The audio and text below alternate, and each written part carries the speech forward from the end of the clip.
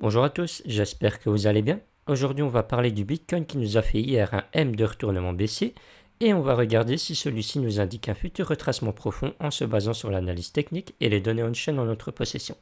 Allez, c'est parti. Comme je disais lors de mon introduction, malheureusement hier, le Bitcoin nous a fait un M de retournement baissier qui a été validé en cassant ce niveau juste ici. Du coup, on se retrouve maintenant dans une structure de retournement baissière. Mais si on prend du recul et qu'on place un Fibonacci du bottom trouvé jusqu'à son sommet actuel, on peut remarquer qu'on reste malgré tout dans un mouvement tendanciel haussier tant qu'on ne cassera pas les 0.382 de Fibonacci. Donc maintenant, si on veut retracer plus profondément avec cette structure de retournement baissière, mais qu'on veut rester malgré tout dans un mouvement tendanciel haussier, on peut avoir un retracement au maximum jusque dans cette zone ici. On ne peut pas la casser, sinon on invaliderait alors le mouvement haussier, on reviendrait dans un mouvement de range qui pourrait nous faire retracer plus profondément jusque dans la zone de rechargement d'achat. Donc maintenant, il y a deux possibilités. Soit on rebondit ici sur les 0.236, et alors soit on monte en ligne droite et on casse ce niveau juste ici qui invaliderait le M de retournement baissier, ou alors on prend un peu plus de temps, on digère en faisant un petit W qui avalera le M de retournement baissier, et là on pourra à nouveau casser un nouvel ATH.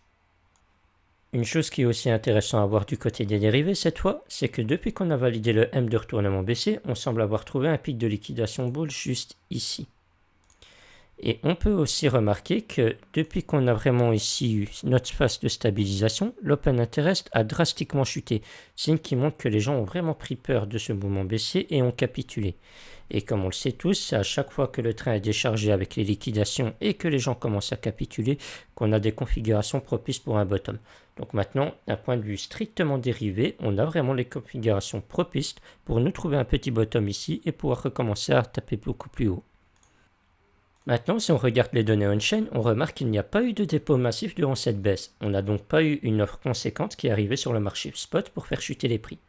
On peut donc spéculer que la baisse est simplement due à des liquidations sur les dérivés pour décharger le train et potentiellement permettre aux gros investisseurs de racheter à prix cassé la hausse qui se profile.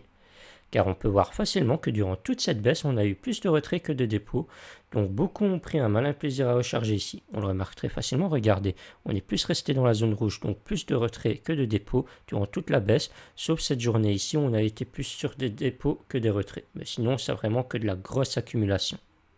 Et justement, cette thèse tend à vouloir se confirmer si on regarde ce qui s'est passé hier. On peut remarquer que le troisième plus gros wallet de Bitcoin a accumulé 105 Bitcoin encore plus hier, et on a aussi le président du Salvador qui a annoncé qu'ils ont rechargé 420 nouveaux bitcoins. Donc on peut remarquer que les gros wallets ont vraiment bien profité de cette baisse hier. Maintenant, on a eu également Willy Woo qui nous a montré hier que le RSI des données on-chain est très bas, presque à ses niveaux de fin de bear market. On a donc une donnée en plus qui nous montre qu'on n'est vraiment pas en phase de surchauffe, mais qu'on a surtout encore énormément de marge pour aller beaucoup plus haut. En conclusion, toutes les données nous indiquent que le M de retournement baissier d'hier est plus un mouvement destiné à liquider un maximum de personnes avant une prochaine hausse plutôt qu'un réel mouvement de retournement baissier destiné à faire chuter les cours plus bas. Voilà, cette vidéo touche à sa fin, j'espère qu'elle vous aura plu. N'hésitez pas à me donner vos avis en commentaire ou à me rejoindre sur Discord si le cœur vous en dit pour être tenu à jour dès que j'ai des nouvelles infos à partager. Je mettrai comme d'habitude le lien dans la description et en commentaire épinglé.